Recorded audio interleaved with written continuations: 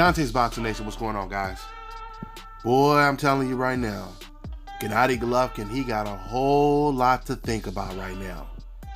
I mean, he really has to be careful on how he calculates his next move. So it's just been reported that Eddie Hearn has actually reached out to Golovkin's promoter, Tom Loeffler, and they're discussing a possible fight between Gennady Golovkin and super middleweight Callum Smith, who just won the World Boxing Super Series by stopping George Groves in the finals. Now, just to get you guys caught up to present day, Gennady Golovkin, he lost to Canelo Alvarez in a rematch. Now, it was only natural that Gennady Golovkin and Team Golovkin, they were going to go after a third fight against Canelo Alvarez. I mean, after all, Abel Sanchez, he even said to me in an interview that, it's possible they may fight 3-4 times if they keep fighting and the fights are close. So once again, Golovkin, he loses to Canelo Alvarez, and right when he thinks he can go right into a third match, all of a sudden the WBC, they throw a monkey wrench in the program, and they order Gennady Golovkin to fight Jermall Charlo in a title eliminator bout to get another Canelo Alvarez fight. Now, to no one's surprise, Gennady Golovkin, he refused to take the Charlo fight, therefore being forced to abandon his objective of getting a third fight with Canelo Alvarez. In other words, Gennady Golovkin, he said, I like that Canelo payday. I would love to fight Canelo again, but if I gotta fight Jermall Charlo to get to Canelo, it ain't worth all the millions in the world if I have to fight Jermall Charlo first. So I predicted that Golovkin, he was going to either move up to 168 or he was going to retire. But fighting Jermall Charlo was not going to be an option. And Golovkin's trainer, or Golovkin's promoter, Tom Loeffler, he confirmed that a week ago. He said, we have no plans at all of facing Jermall Charlo. He said it makes no sense. Okay, so Gennady Golovkin, he ruled out Jermall Charlo. But then you still have Sergey Demeryevchenko, you have Danny Jacobs, you have Demetrius Andrade, you have BJ Saunders. And instead of Team Golovkin talking about facing any of these guys, all of a sudden we get this report that they're at least considering moving up to 168 to fight against Callum Smith. Now, one thing I do want to say to make it very clear, from the report that I read, it doesn't sound like Team Golovkin, they're interested. It sounds more to me like Eddie Hearn is interested. Eddie Hearn, he wants to put this together. But once we hear something from Golovkin's promoter, Tom Loeffler, then we'll know if Golovkin is on board. But if Team Golovkin, if they are interested in that fight, one thing I can say is it will definitely be a better look than Canelo Alvarez fighting against Rocky Fielding. Now, the irony of that is, coincidentally, Rocky Fielding got knocked out in the first round by Callum Smith.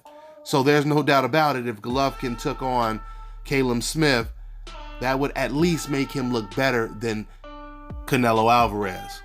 But the problem is, now there are no more easy fights for Gennady Golovkin.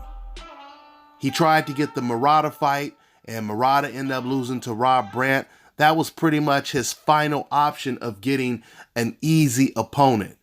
So if he goes up to 168 and he fights against the 6'3" Callum Smith, who knows how to box, who has power, who could arguably fight at light heavyweight comfortably if he wanted to, because he's just that big, he has a huge frame.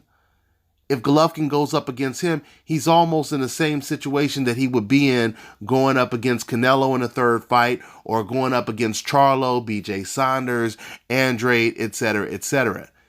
These are all hard fights for Gennady Golovkin. So once again, I want to reiterate the point. Gennady Golovkin didn't say he was interested in a fight.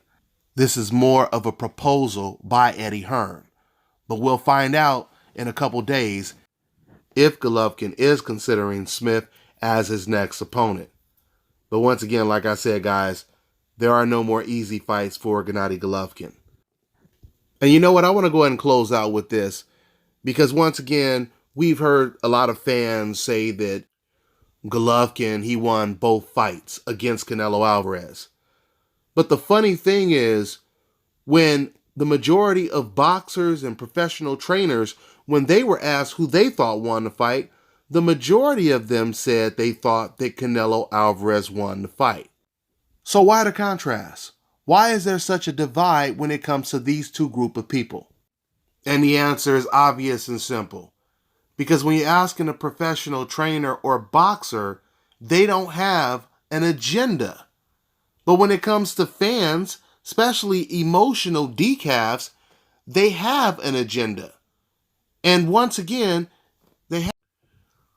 So if you're asking someone that rated Gennady Golovkin as a legend or said that he's top 25, one of the greatest fighters in the last 25 years, or you've praised him, you've completely overrated him, of course, in a close fight, you're going to say Golovkin won the fight. Matter of fact, even if it wasn't close and it was Canelo 10 rounds to 2, these fans are still going to most likely say Golovkin won the fight, or they're going to say it was a draw. They have to say that because they have to defend their talking points. That's why these biased fans, they have no credibility when it comes to what they think. I mean, these are the same fans that will tell you that Manny Pacquiao beat Floyd Mayweather. They'll tell you that Andre Ward didn't stop Kovalev and he hit him with low blows.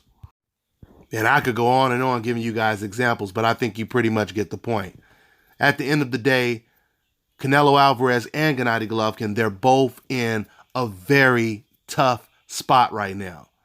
But Canelo is in a better situation than Golovkin is in, because at least with Canelo Alvarez, he has this guaranteed $365 million deal with DAZN.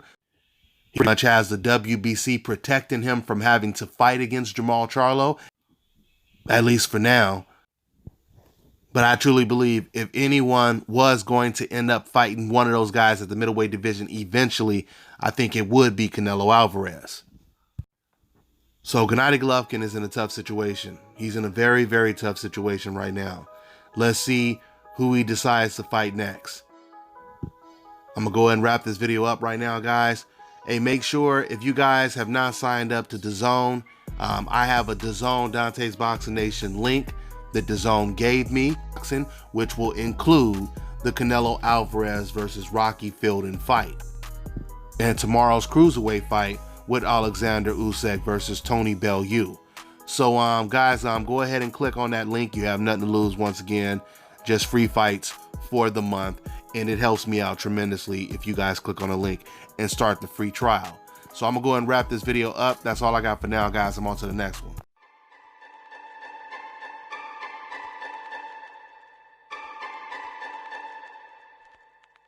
It has to be my last fight. He's the guy everybody says I can't beat. He's the monster and he's the boogeyman that everybody's scared of. Well, if everybody's scared of him, I'll meet him face on November the 10th, and I'm gonna smash his face in.